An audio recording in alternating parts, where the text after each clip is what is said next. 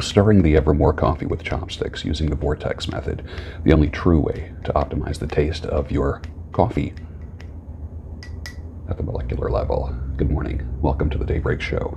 I am the Sultan. We'll get started, but first, coffee from Evermore Coffee Roasters from a client of mine, Ivan, who I cut his hair last night. This is from Panama. It's a medium roast, cherry cordial, grape, and graham cracker notes. Let's see.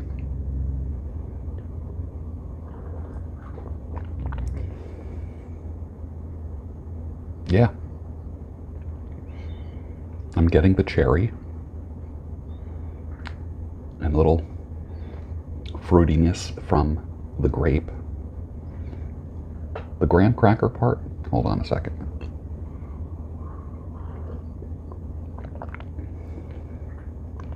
Okay.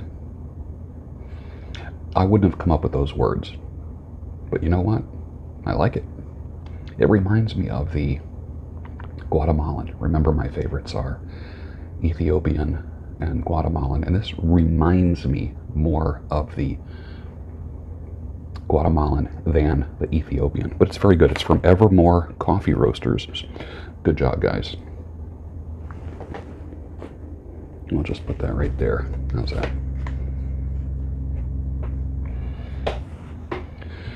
Well, I never had much use for LinkedIn, especially when people started posting what they had for lunch at work, and then LinkedIn became Facebook.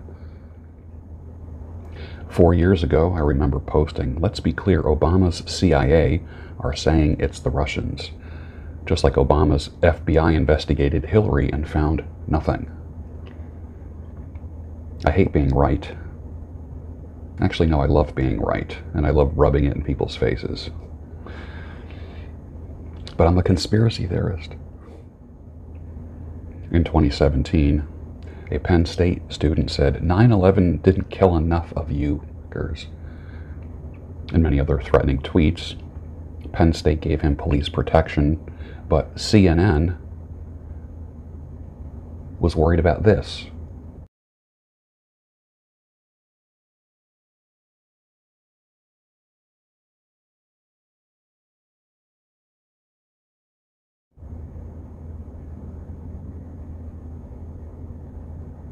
You could tell right from the start they didn't like him. A police officer who played in a band in Vancouver on weekends in the early 70s wrote some of the most beautiful words, most beautiful lyrics about a woman. "Let the rain fall down upon her. She's a free and gentle flower growing wild."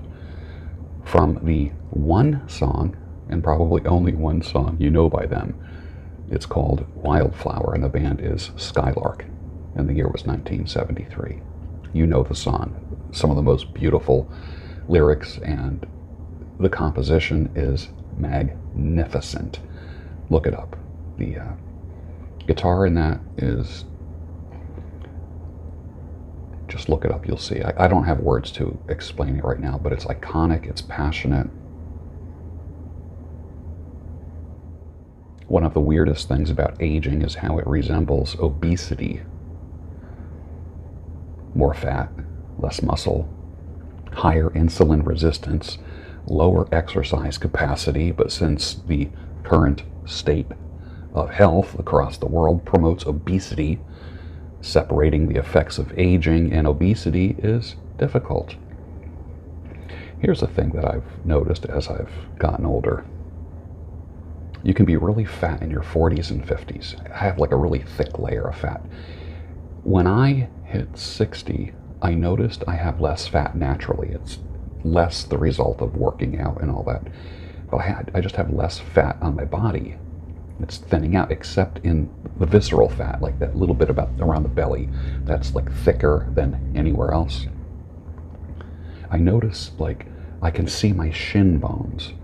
My knees are a little bit bonier, and my joints just seem more exposed. I don't know what it is. It just seems my joints are bonier. Does that make sense? I can see my, like when I see pictures of me in shorts, I can see my knees.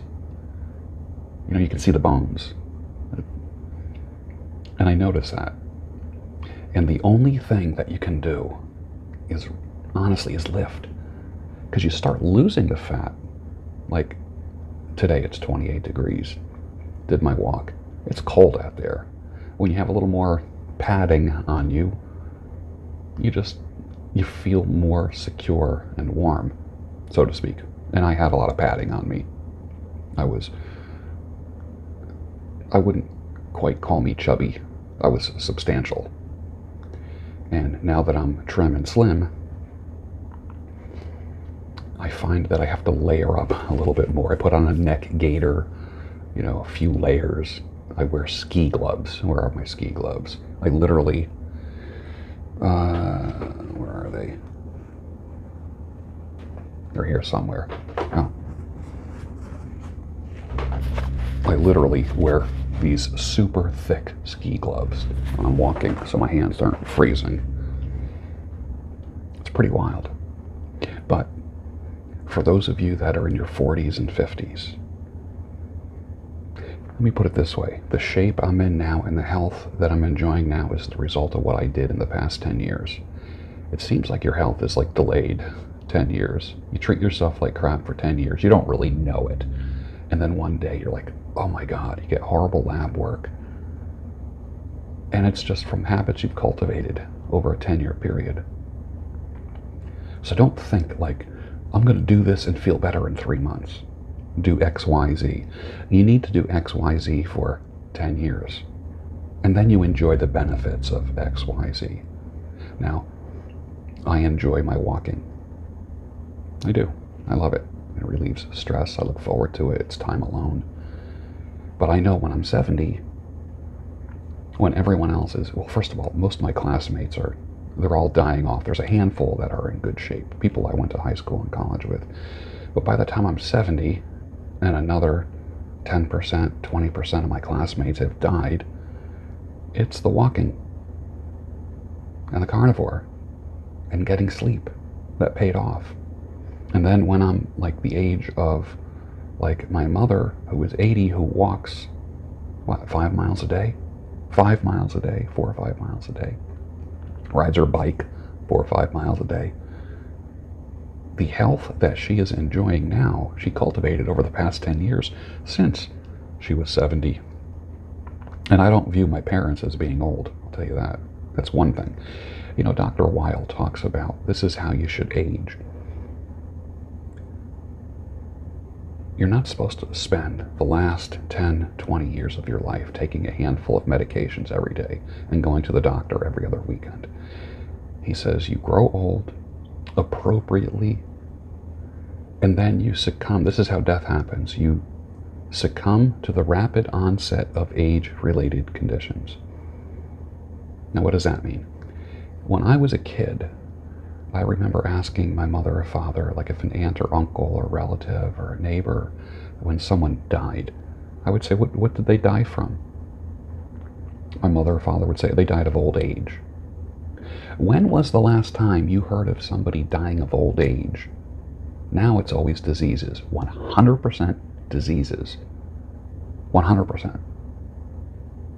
That's how much things have changed in the past 50 years. And I used to ask that question a lot as like a young boy, 10 years old. What did they die of? When was the last time you heard someone say that so-and-so died of old age? Things have changed in the past half century, haven't they? You can change that.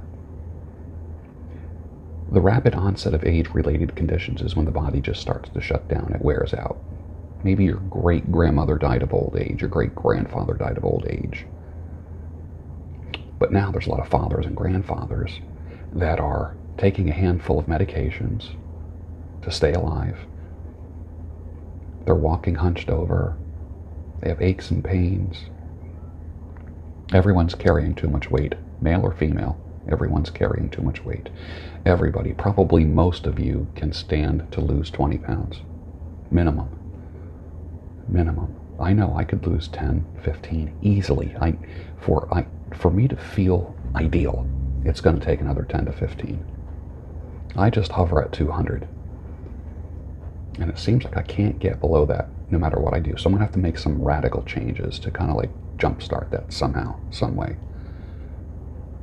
It's time to do some interviews and conversations with some people who know this kind of stuff, not just muscle guys and workout guys. I'm at the market in the snack aisle. I'm getting some nuts.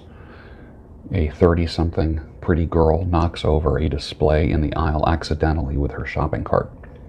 A 30-something handsome dude rushes over to help her pick up all the items and put them back up on this display. Both were squatting down, and as they're putting stuff up, they'd look up at each other and kind of smile a little bit. I watched this. This was literally 5 feet from me. He'd make eye contact with her, and then he'd look down and just keep putting stuff up. I said, "Hey, dude, this is the part where you ask her what her name is. You introduce yourself, and you get her number." The three of us started laughing. She looks up at me. Her exact words were, "You got game, man." And then she looks at the guy and she says, "See, that's how it's done." And everyone laughed. I said, "Good luck, guys. Merry Christmas." And I kept doing my shopping. It wouldn't occur to me to be silent if, like if I was available and interested in somebody, and they were obviously looking at each other in that way, but she wasn't going to ask him out. But it ended up being a funny incident. G.K. Chesterton says, "I will submit to cigars." I saw that quote. I have to verify if he actually said that.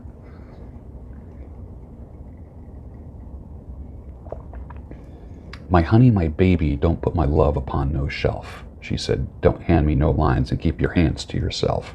The Georgia Satellites, 1986. That's an interesting song, isn't it? Always cracked me up. Stay focused and make money. If you have time to worry, then you have time to make money.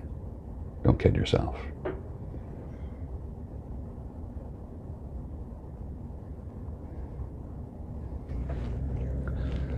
Another restricted lockdown starts tomorrow. Our governor announced yesterday in a press conference. He had maybe 3 or 4 scientists and doctors on first, and I knew this lockdown was coming. Pennsylvania, because the virus is only deadly in Pennsylvania, nowhere else. But gyms, as of Saturday, tomorrow, gyms will be closed. Casinos, I don't know why casinos. Gyms, casinos, no indoor eating at all in any restaurant, only takeout. And gatherings can only be 10 people inside and up to 50 people outside. Happy holidays from Pennsylvania, as if everything we have done has worked. They were swearing that it all worked, and of course all these pseudo-scientists. You don't wear a mask to protect yourself, you wear a mask to protect others. All right, whatever. Is there such a thing as a Christian man who celebrates a wedding anniversary without castrating himself? All of this, "I don't deserve you, honey. 25 years. Thank you for putting up with me all these years," etc., etc., etc. No wonder I can't find a church. Unbelievable. Happy anniversary. Michael Foster, who you should be following and reaching out to and emailing and talking to him, creating dialogue with him.